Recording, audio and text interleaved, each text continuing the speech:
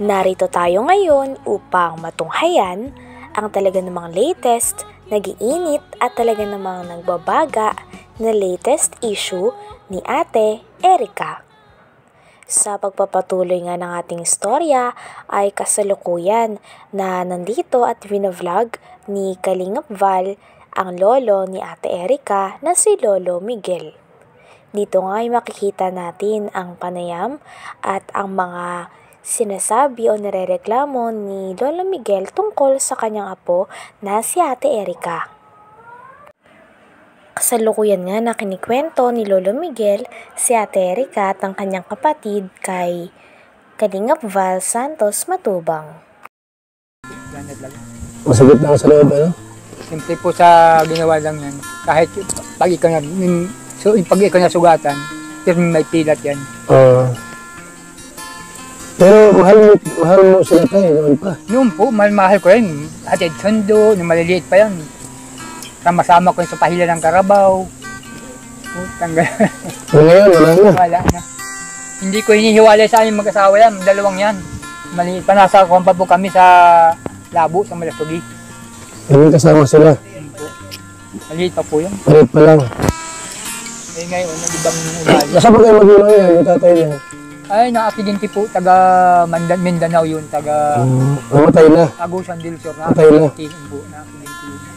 So, ikaw na nagpalaki? Kami na nagpalaki. Ilang taon yung namatay yung tatay nila? Ilang taon sila, Erica? Sige lang yun. Siguro, mga grade 6 po yan. Mga bata po. Ilan sila magkakapatid? Dalawa lang sila? Dalawa lang po yan. Kaya nalalagaan namin, tuwa-tuwa nga ako, unang apo ko sa babae. Minalmahal ko, paglaki nagkasungay. Wala na aking mga bata ito. Nilimot na yung nilakihan nila. Kung saan ang galing? Hindi ko maanuhan ko sangkal, mga ugali na pagkagayong niya. Mahal talaga yun. Pati nga po kami, malaman namin yung bata niya. Bayaw ko yan. Bisita naman sa amin. Galabo yan.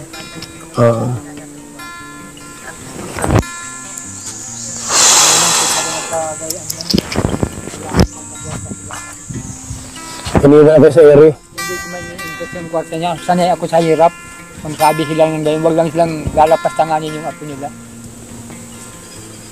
Ba't din kumampis sa babae na yun? Kay Enitoris? Ay, yun po ang kanya, laging kausap. Siguro yung tapos, pinakil na kayo? Mga biyabatong salita, tapos kinukumbinsi na kami daw ay kumbinsin ako na yung padalang pira na tiyatanggap ko.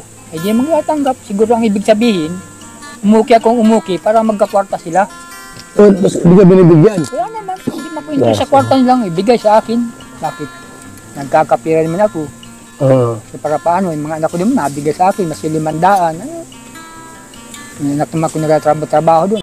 Inexplain pa nga ni Lolo Miguel na ang sinasabi ng e-lovers na hinawakan niyang pera ay pera daw talaga yun na binigay ni Sheila May sa kanya upang siya ang bibili ng materyales para sa bahay. Kaya wag daw nilang pinagbibintangan si Lolo Miguel na parang may nahawakan nito at may nagastos sa lahat ng pera nila Ate Erica dahil wala daw talagang binibigay sa kanila ang dalawa. At yun nga, at puro utos lang daw si Sheila May sa kanya sa pagbili ng mga materyales para sa bahay, tapos iniwan naman daw sila sa huli. Padala naman sa akin. Pag ako'y nalagas-lagas dito, may korda din ako dito. Hati naman kami ng may-ari. Kaya hindi ako i-interest man sa kanilang. Ilan taong ka na to eh? Ako na ay 60, na ako. Double 6 na. 66 si nanay? Ano yan, 63. Mas matanda po kayo? So, alam ko lang po kasi yung pinost niya sa social media kung totoo yun. Pala, ipalang pera ka ng gatlo para sa materialis pala yun. Materialis lang po yun, ang nahawakan. Yung po ang totoo, maski kanila, materialis lang binili ko nun. Pero kanilang pira, yun di sa akin. So, yung tindahan mo ba dyan ay, dahil yung tindahan niya galing sa... Kay Kwan pa po yan, kay Ruel pa yan. Kaya po sa asawa niya. Yung pero lubos na yun. Yung laman ng tindahan. Yung bahay. Okay. Yung laman ng tindahan, lubos na yung kay Ruel dati. Yung pong bahay po, ano pa po yan, yung tinutulong pa po ay ni Sir Will. Oo. Hindi yun naman ang tindahan. Doon po sa sahod na po ng asawa. Sahod na sa asawa mo. Wala kay Erika dito. Wala. Sabi, ang kwento, mayroon kay Erika dito. Ha? Inaambing nila. Mga tourist na kung hindi daw po kay Erika, hindi ako magkakasindahan. Sabi mo gano'n? Hindi po ang mga ina. Kung hindi dahil kay Erika, wala kay tindahan. Pero hindi totoo yun. Ito mga kalingat po, kasi mga kalingan po nila. Grabe naman. Ano mo sa ng puso mundo? Ito may naman pa ate. Ha? Ha? Meron naman pa. Kuha ng mga gastusin sa pagluluto. Dito na. Okay.